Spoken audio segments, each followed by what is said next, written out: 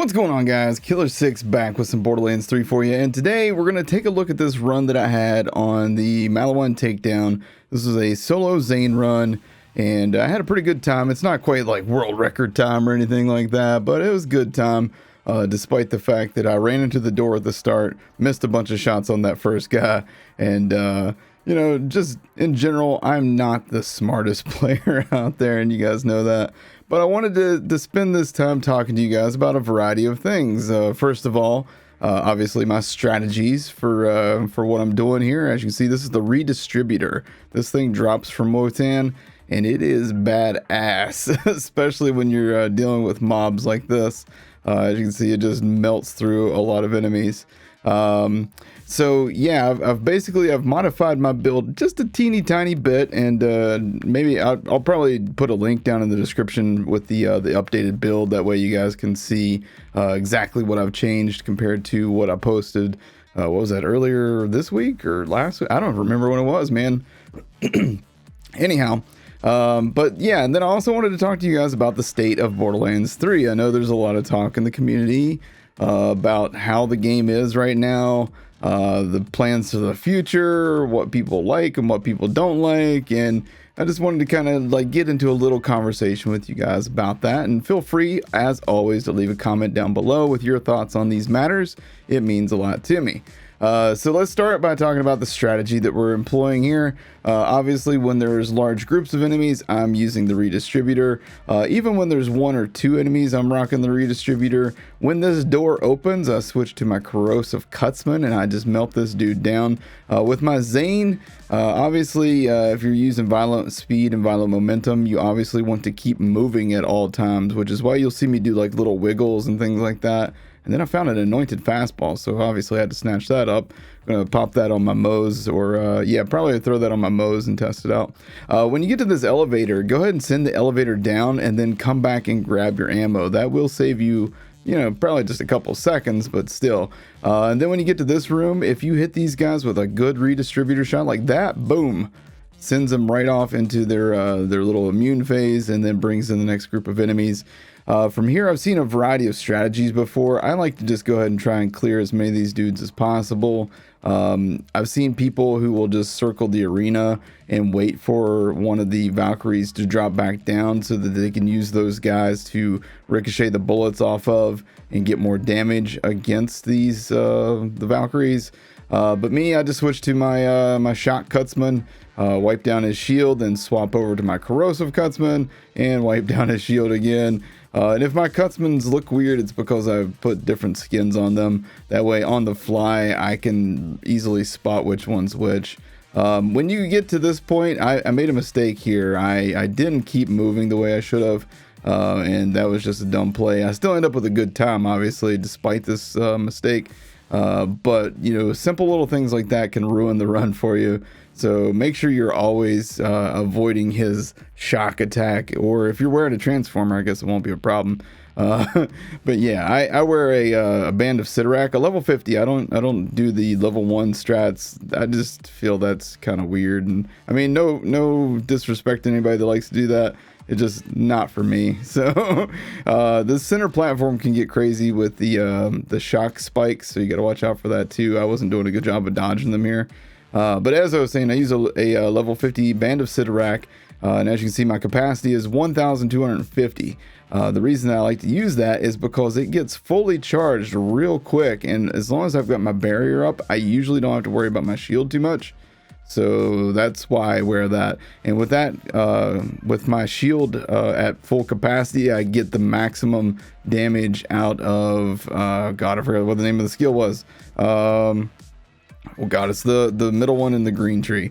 Crap, I forgot what it's called. Anyhow, that's what happens when you do a live commentary. You forget things. Anyhow, so yeah, and then furthermore, the strategy here, obviously, again, kill as many of these dudes as possible. Again, you can leave these guys alive, circle the arena, and try and bring them all back to the center platform for when the dude drops down and try and maximize your damage. But again, I generally don't do that, and I just did a bad job of killing things here, basically. But yeah, while we have a break in the action of things that I need to explain, let's talk about the state of Borderlands 3. I know a lot of people have talked about where the game should be at right now in its lifespan versus where Borderlands 2 was in this point of its lifespan versus, you know, what the developers' goals are and things like that. And I can say that, you know, I do feel like the game is actually in a fairly decent spot in terms of playability. Now, granted, I play on PC. I've seen my friend Ender. He's a neighbor of mine, a young man, and he plays on Xbox. And he was kind enough on his stream the other day to show me the load times when you save and quit on Xbox to get back into the game. And I was blown away. It took it was like a minute, and I forget how long it was. It was well over a minute that it took for him to save, quit, and load back into the game, which is obviously the way that you farm things in this game. Is, you know, you're going to kill something, you're going to save, you're going to quit, and you're going to come back and try and kill them some more and hope that you get something good. But yeah, on console, it's in a pretty rough spot right now for you guys, and I feel for you guys. I was a console player on Xbox 360 on Borderlands 2, so I know that feel. I know those long load times. And when I made the switch to PC back on the Borderlands 2 days, I was blown away by how much faster load times can be. And, you know, obviously some of that is just a limitation of hardware. There's only so much that they can do with hardware to make it faster. I do know that if you're able to do an SSD in your devices, then obviously that's going to speed things up, but that's something that's not in the realm of possibility for everybody. You know, financially, that basically almost that sometimes will double the cost of your console. So at that point, it's like, well, maybe I should just buy a half decent PC. I don't know. But yeah, I don't know. But yeah, that brings me back around to what my point was going to be about the state of the game right now. And the main problem, in my opinion, aside from things to do, is, you know, dedicated drops, drop rates, and things like that. And we had a really good discussion on stream while I was doing this. As a matter of fact, we were talking about drop rates, and we were talking about, you know, with some of the data mined information that we've gotten, we know that some rare enemies only spawn 10% of the time. That's Ulrich McEnforcer. For those of you guys who've tried farming him for like the Rough Rider, you guys know that farm sucks. He only spawns 10% of that, 10% of the time. That means if you go to try to farm him 100 times, he's going to show up maybe 10 times out of that 100. And then his drop rate is 20%, but it's divided between 3 items. So the odds of you getting what you want with anointment from Ulrich McEnforcer is stupid low. It's like trying to farm a 94 sham from the bunker at this point, is essentially what I'm saying. It's not in a good place. And one of the things that we discussed on stream was the idea of making rare enemy spawns still be rare enemy spawns, but have them spawn at least 50% of the time. So maybe it would be the equivalent of like farming King Mong. If you played Borderlands 2, King Mong would spawn every once in a while. I think he was probably at like a 35 or, you know, 30% spawn rate or something like that. But, you know, I would love to just do away with rare spawns. I would just rather they always spawn. And then if they have 3 items in their loot pool, which is not ideal, but if they have 3 items in their loot pool, make their drop rate 30%. And then that way you're essentially making it 10% per item. But again, you still have the, you know, the possibility that maybe that enemy is going to drop the one item you don't want, you know, 10 times in a row, and then you're kind of screwed on that. So I don't know. There's got to be a better solution. Like I've said before many times, almost to the point where I'm pretty sure Gearbox is tired of hearing me say it. I just want to make sure that they are hearing me say it. There are, let's see, how many is it? I counted at least 40 named enemies. It's probably closer to 50 named enemies in this game, counting side quests and things like that, that do not have a legendary drop at all. And that's just insane to me. That's That's essentially, that's 50 items out of, you know, however many legendaries that you've got crammed into these loot pools that could be moved to some other loot pool.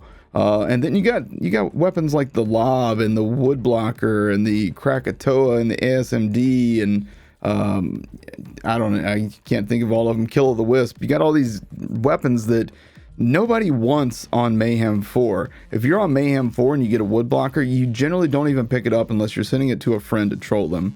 So let's talk strategy again real quick. So back there on the bridge, I don't know if you saw what I did, but I ran past the dudes at the first door, ran past the dudes that were on the first floor, went up through the stairs, killed a few guys, and then went to the far end of the bridge and worked on the little death spheres. And the reason I do that is I don't want the death spheres flying all over the place. So I try and kill them right as they come out, which saves you time. And then with these guys that I just now killed, the big enforcer dudes, I try to kill them right as they come out of their doors. The Maggie is great for that.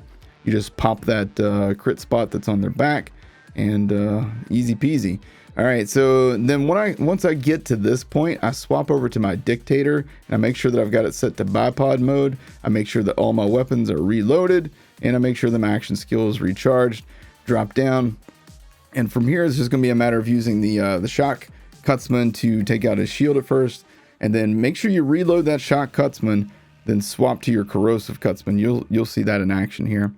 But again, so I really feel like Gearbox has in mind a good roadmap, but I do feel like a little more communication about the development of the roadmap would be exceptional. Do you know what I mean? Like, just for them to come out and say, hey, all right, you know what, we're working on the dedicated drop rates. We know that 10% spawn for Ulrus Enforcer is stupid, especially considering the only things he drops is a sniper rifle that generally most people don't want, and that's the Masterworks crossbow.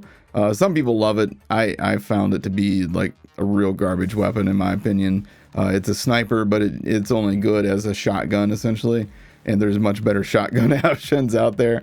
So strategy here for this part, obviously corrosive cutsman is great. If you have any kind of good corrosive, like high fire rate weapon, that should do the job. Then when you get this point right here where he has the double barrier, he has the big dome and then the smaller dome, find this gap in the dome, and I like to use the redistributor because it's going to ricochet those shots around and kill a bunch of the ads as well. And then when you get to this point, you're going to want to use these elevators, jump up and then jump out toward him and spam that cutsman or whatever shock weapon you got. From here, this is the part where I switch to my dictator. The dictator is amazing versus this guy right here. I'm using a cryo one, so this works really well on him. And as you can see, as long as I'm doing damage to him, I'm keeping my action skills up, which is super critical right here, because you do not want your barrier to go down during this phase. You will die real quick to WOTAN the Invincible. As you can see, he like constantly batters my shields, or my barrier and my shield, and my health bar is down even though I've got my barrier up. So at this point you want to shoot the skull inside the case. That does crit damage. Then you swap over to the corrosive cutsman, and that's that. So let me know down in the comment section below, guys, what do you think Borderlands 3 needs right now? I feel like they need to go ahead and open that door to Ascension Bluff so that we can fight whatever that raid boss is going to be. And yeah, hope you guys enjoyed this video. If you did, please take a second, hit that like button, hit subscribe for more, and I will see y'all next time. Take care.